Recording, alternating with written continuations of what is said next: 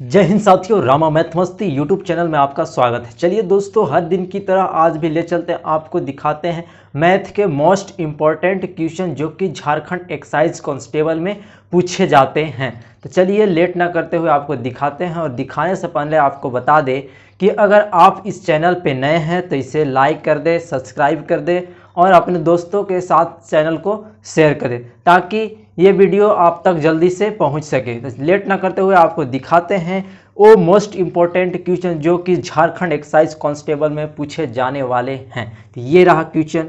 चलिए दोस्तों, ये रहा आपके बीच क्वेश्चन नंबर 1। ये क्वेश्चन नंबर 1 पार्ट 1 में भी बताया गया था, प्रैक्टिस सेट नंबर 1 पर। कुछ बच्चे लोग को समझ में नहीं आया, उन्होंने पूछा कि सर आप इसको फिर से बता दीजिए, तो आपको ये क्वेश्चन फिर से बता देता हूँ।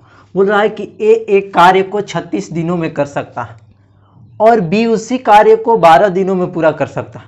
ठीक है, अगर वे दोनों उसी कार्य को मिलकर करते हैं तो कितने दिनों में कर पाएंगे, मतलब पूरा कर पाएंगे ना, कितने दिनों में पूरा कर पाएंगे। चलिए इसको हम लोग सॉल्व करते हैं। बोल रहा है कि ए एक कार्य को, ए कोई व्यक्ति है जो एक कार्य को 36 दिनों में पूरा कर सकता है। ए कोई व्यक्ति है जो एक कार्य को 36 दिनों में पूरा कर देता है।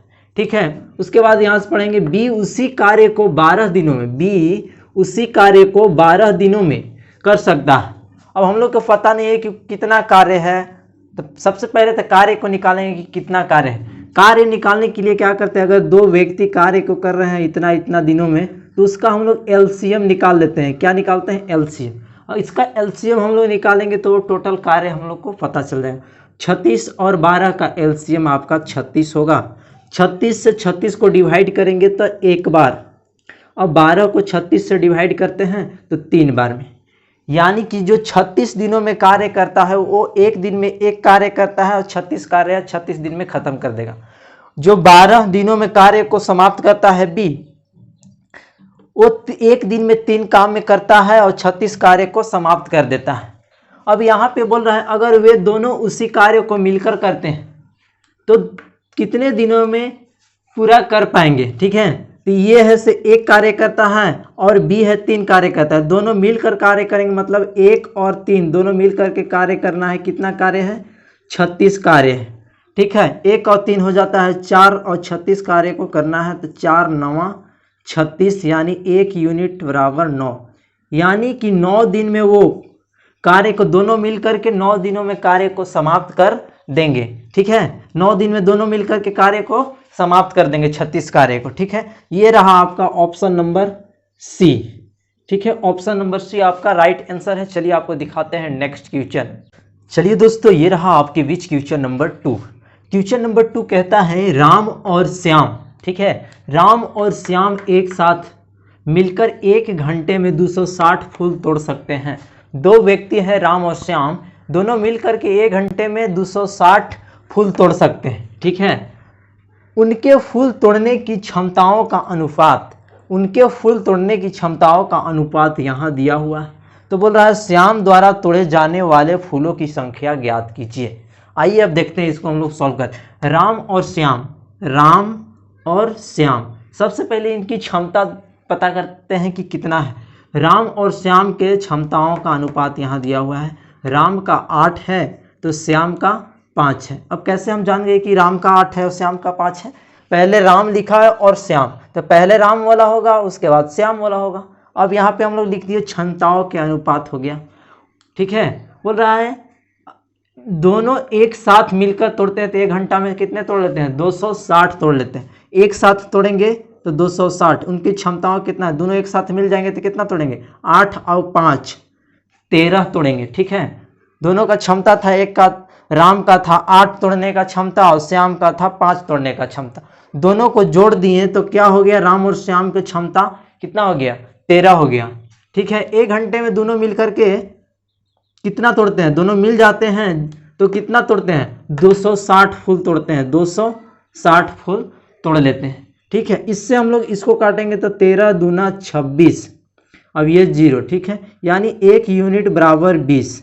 अब हम लोग यहाँ पे क्या करेंगे? ये निकल गया। अब यहाँ पे बोल रहा है कि श्याम द्वारा तोड़े जाने वाले फूलों की संख्या ज्ञात कीजिए। तो ये है आपका श्याम, इसका था 5। ठीक है, 5 था। यानी 20 से जो ये 20 आया उसमें 20 से 5 से गुना करते हैं तो 20 25 100। ये आ गया श्याम द्वारा तोड़े जाने फूलों की संख्या। ठीक है, अगर यहाँ पे हमको निकालना हो कि राम द्वारा तोड़े जाने फूलों की संख्या क्या होगा, तो ये जो 20 आया उसमें 8 से गुना कर देंगे। 20 अठे कितना हो जाएगा, 0 8 के 8 में 0 से 0, 8 दूना 16 यानी 160। ये हो जाएगा ये राम द्वारा तोड़े जाने फूलों की संख्या, और ये है श्याम द्वारा तोड़े जाने फूलों की संख्या। हम लोग के यहाँ पे पूछ रहा था श्याम द्वारा तोड़े जाने वाले फूलों की संख्या क्या है, तो यहाँ पे 100 है, जो ऑप्शन नंबर आपको यहाँ सी दिख रहा है राइट आंसर। चलिए आपको दिखाते हैं नेक्स्ट क्वेश्चन। ये दोस्तों ये रहा आपके बीच क्वेश्चन नंबर 3। क्वेश्चन नंबर 3 जो कि सबसे इंपॉर्टेंट क्वेश्चन है, थोड़ा सा यहाँ पे दिक्कत होगा और समझ जाएंगे आप तो बहुत आसान क्वेश्चन लगेगा। इस तरह के क्वेश्चन भी झारखंड एक्साइज कांस्टेबल में पूछे जाते हैं। चलिए इसको दिखाते हैं हम।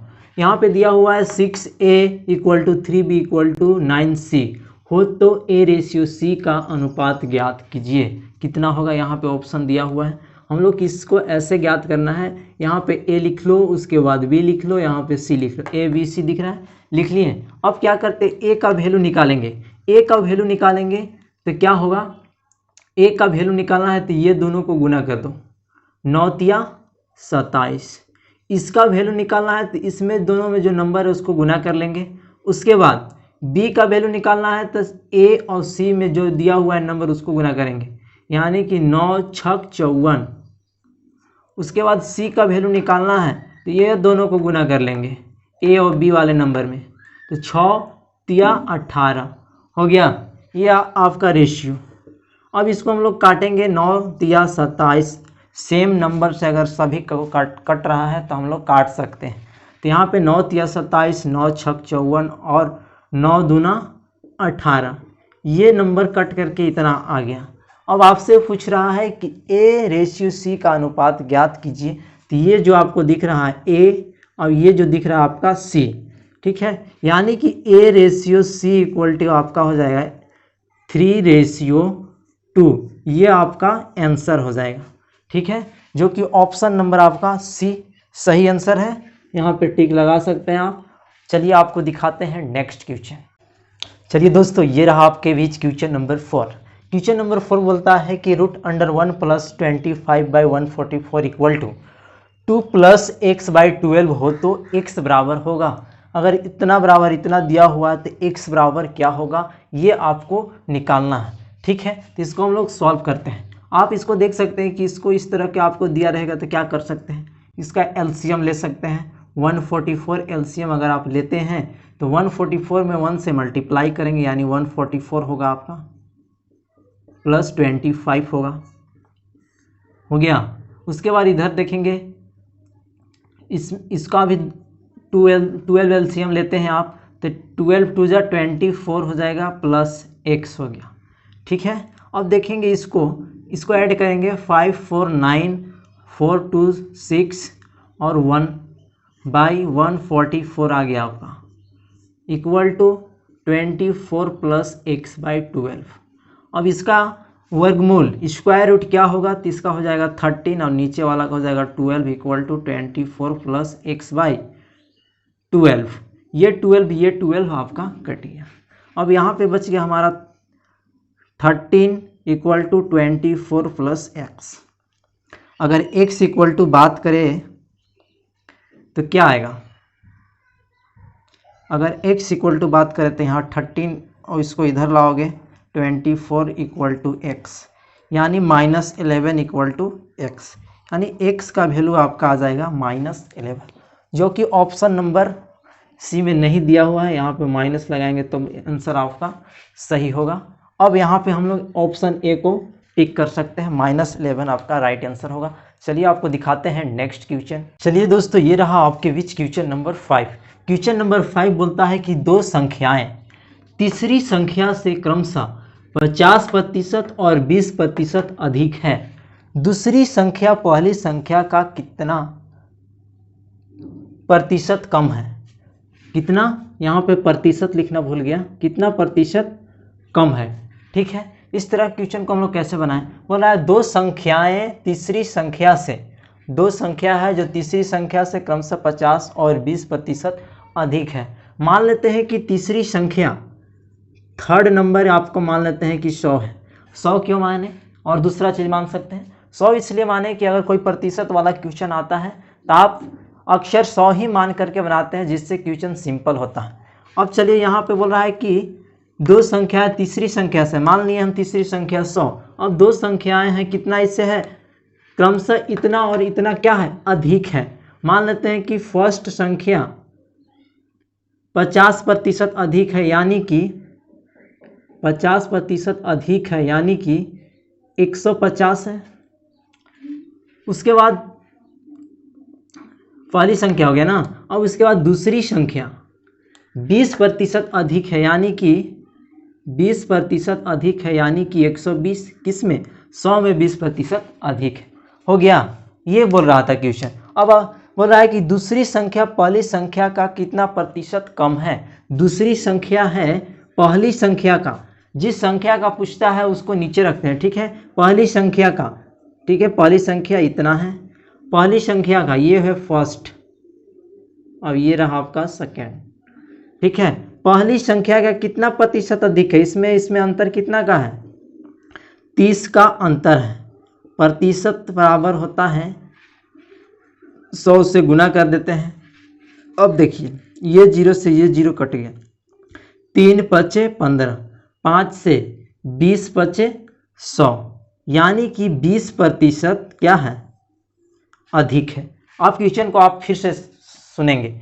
बोल रहा था कि दो संख्याएं तीसरी संख्या से क्रमशः 50% और 20% अधिक है। दो संख्याएं हैं जो तीसरी संख्या से, तीसरी संख्या मान लें 100, थर्ड नंबर 100 से, ठीक है, 50% और 20% अधिक है, यानी कि ये फर्स्ट नंबर है 50% अधिक है 100 से, यानी कि 150।